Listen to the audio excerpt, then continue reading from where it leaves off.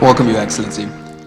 I'm an entrepreneur here in Rwanda, and I'm a Hanga alumni as well. I was fortunate enough to be in the top 5 of the winners of the first cohort of Hanga Pitchfest, and I'm super honored to be back here at Hanga and facilitating this conversation with you. Mr. President, Rwanda does a lot of work to promote entrepreneurship, and we've seen that through programs such as the Hanga Pitchfest, but also attracting these initiatives such as Unleash, which is organizing their event for the first time in Rwanda. My question is, what are some opportunities that entrepreneurs can gain from these opportunities as well?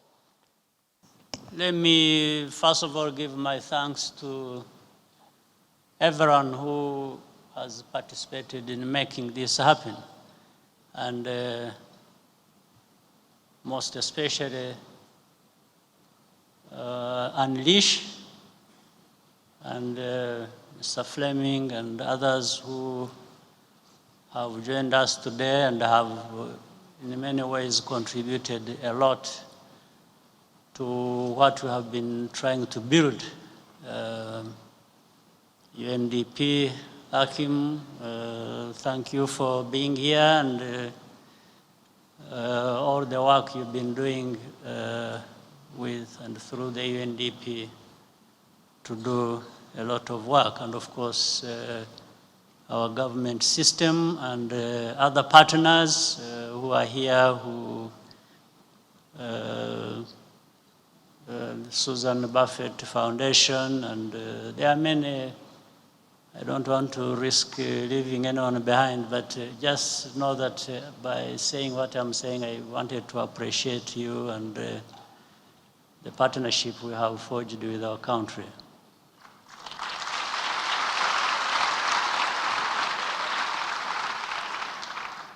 Now, for us, entrepreneurship and trying to work with the young people, the talent, and people trying all the best they can to, come out and express themselves and do whatever they can do to. It's a responsibility, first of all, we have as a government, as the leaders, because there is so much locked in there with the young people, with the young talent. Sometimes they have no opportunity to discover even their own talent until somehow people work together to be able to achieve this. So in Rwanda, therefore, we have identified this as a major way of developing our country, our people, and beyond our country, more so the continent. Our continent needs this kind of thing. So first, we identified it as very important. Second, we find ways of making sure that we grow on this path as fast as possible. I think the rest comes naturally out of all that. Thank you very much.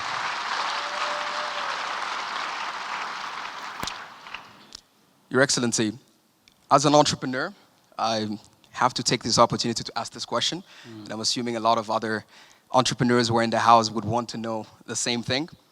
And this question is, if you were an entrepreneur today and had the opportunity to change or invent something, what would that be?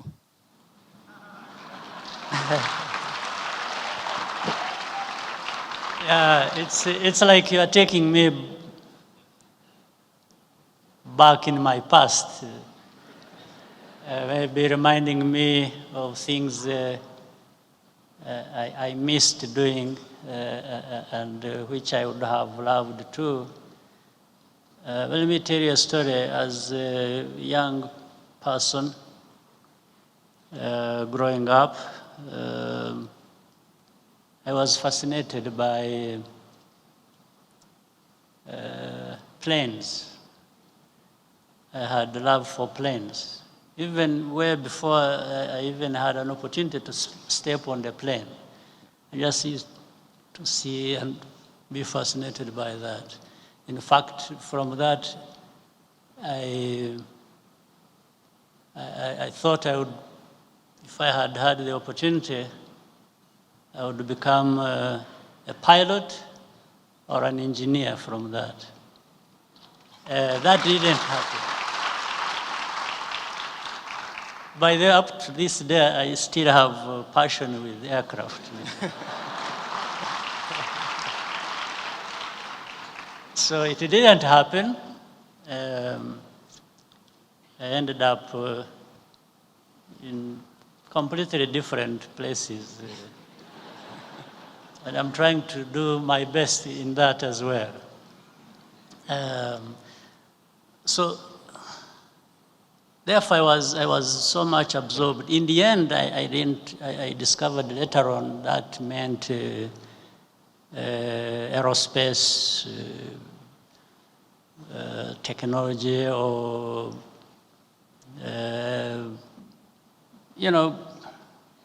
and looking at what is happening today, air transport provides a lot.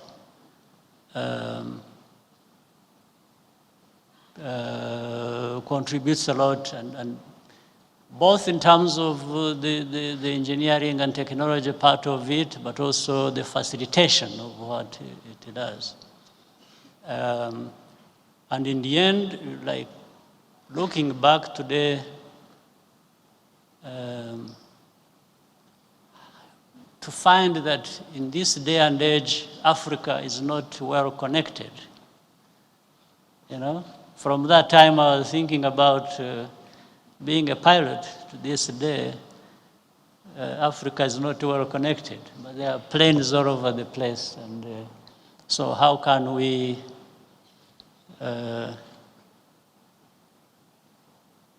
use this technology to connect people, to connect Africa, most especially because less connected. But Africa has created a body, the African Union, to see how air transport can be developed or even unified across the continent. It hasn't happened yet. But that also ties in with the African Continental Free Trade Area, facilitating trade of people and so on. So you can see from one thing leading to another.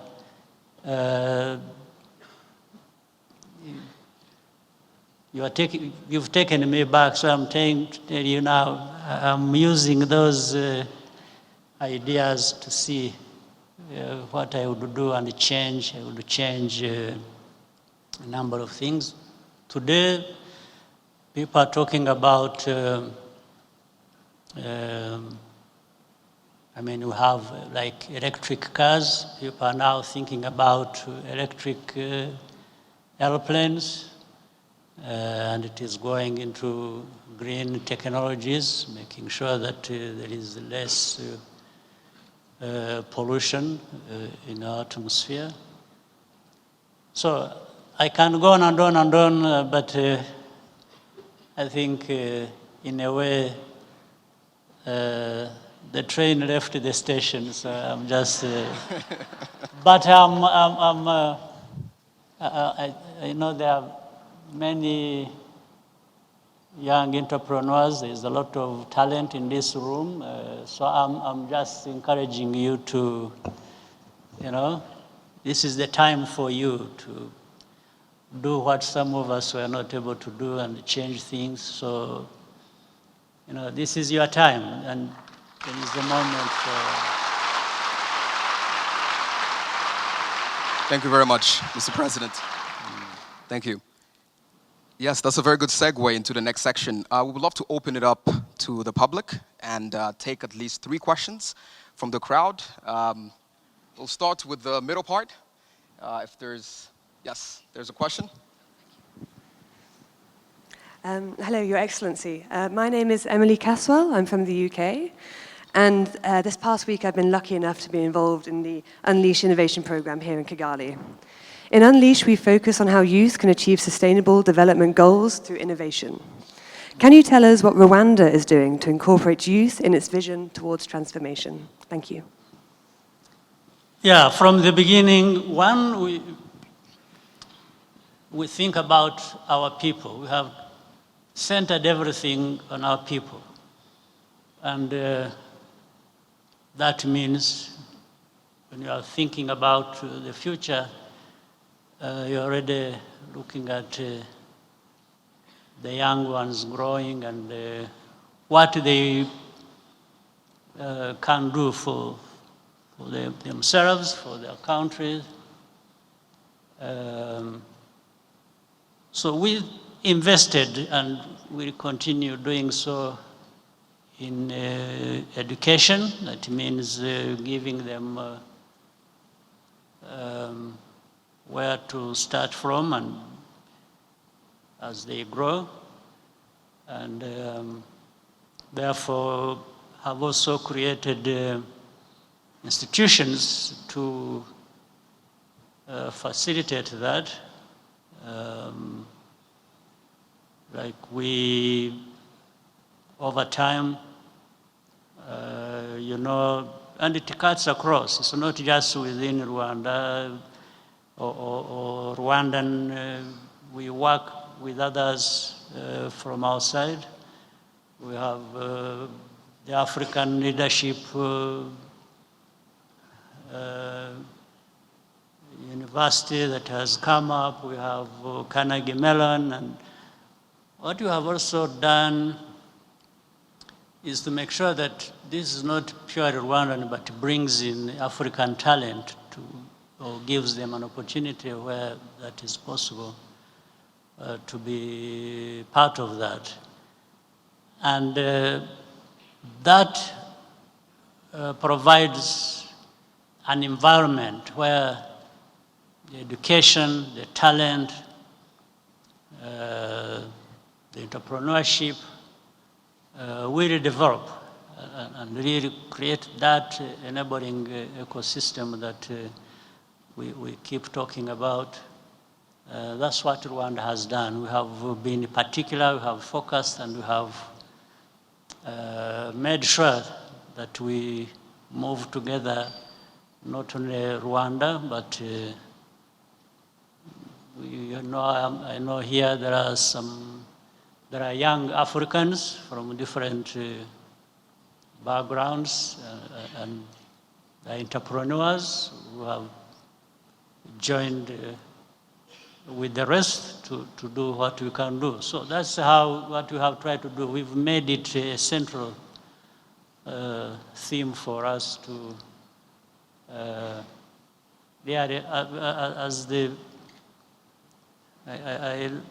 I like the name Unleash. I think it does the thing. It allows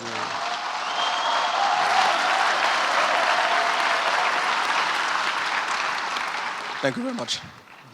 All right, we'll take a question from this side. Thank you. Your Excellency, my name is Jantin Doba, the CEO and co-founder of HiQ Africa, and we are credit financing fast-moving consumer good merchants in Africa. As a startup founder, I would like to start by thanking you for the great infrastructures and opportunities put in place to make sure that startups in Rwanda thrive as a proof of concept country. And my question is, what are some of the opportunities that Rwandan-based startups can leverage on to scale up continentally and globally? Thank you. Well, to begin with, this coming together like now or at any other time, as we have seen, brings awareness and allows people to think beyond what we see in in a narrow sense, are just around us. With that comes such opportunity that people will be able to identify a number of things that are within the support system as we have created it. And it enables also the government and the partners and the private sector to see what is lacking and what can come together to continue allowing the growth that is required. So the support system that is there will grow, and it will also help people identify, what they can do more as we move forward. Thank you very much. Yes, we can take a last question from this side. Nyakubahwa Perezida wa Repubulika y'u Rwanda, esteemed guests, good afternoon. My name is Bruce Sachindi, and I represent a company called Kuza Africa, which is a one-stop center for fashion design and production.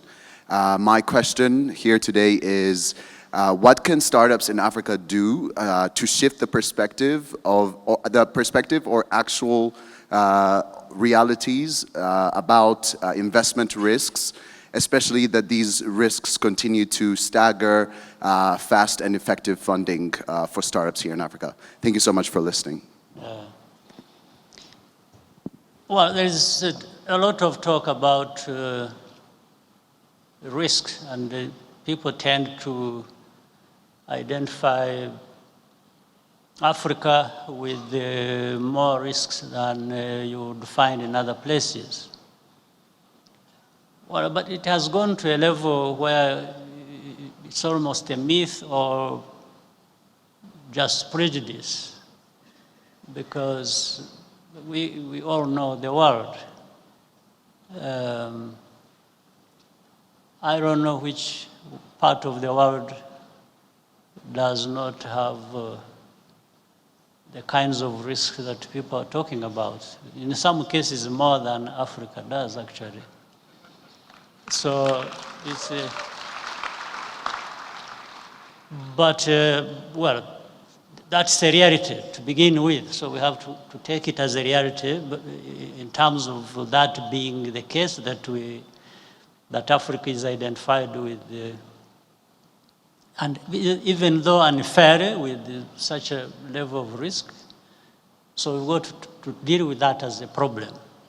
And dealing with that as a problem is to begin with ourselves. I think we need to challenge ourselves enough and also respect ourselves, and then from there we engage others on a matter of facts, but also of not rejecting, of not accepting that that should be the case, and that's how Africa should be looked at or treated.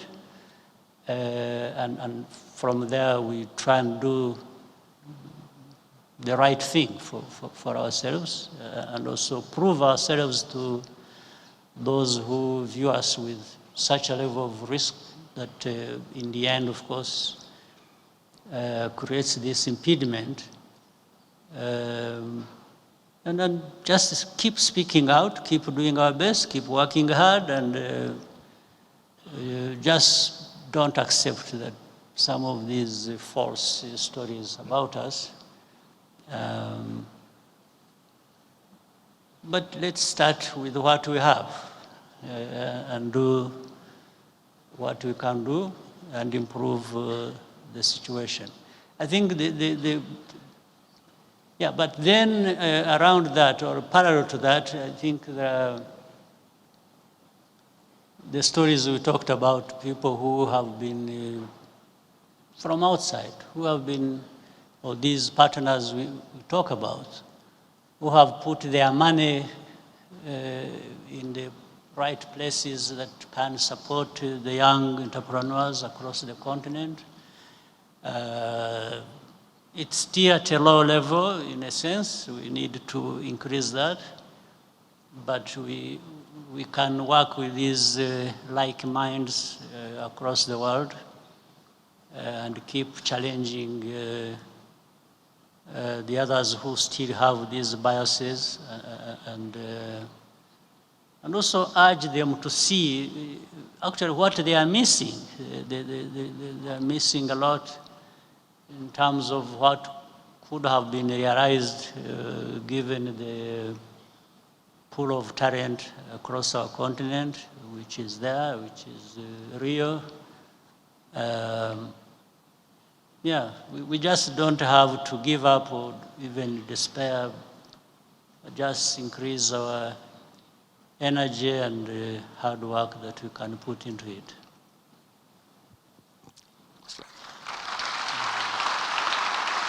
Thank you very much. As we wrap up our session, I have one more question. The festive seasons are coming up. What do you have planned for the grandkids? Well, first of all, I'm glad you bring it up. When you bring up my grandkids, you're also talking about my kids, family, and friends. So we always have something to do around these days. So the best thing is to be together as a family and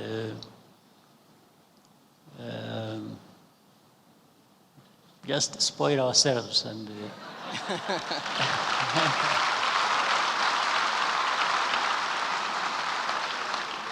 this happens once in a while, so we should be allowed to do that. We can afford to do that. Yes. So for sure, we are looking forward to this, and we have a package for that. Yes. That's the time some of us take some rest and enjoy everything that family and friends can provide. Yes. Yeah.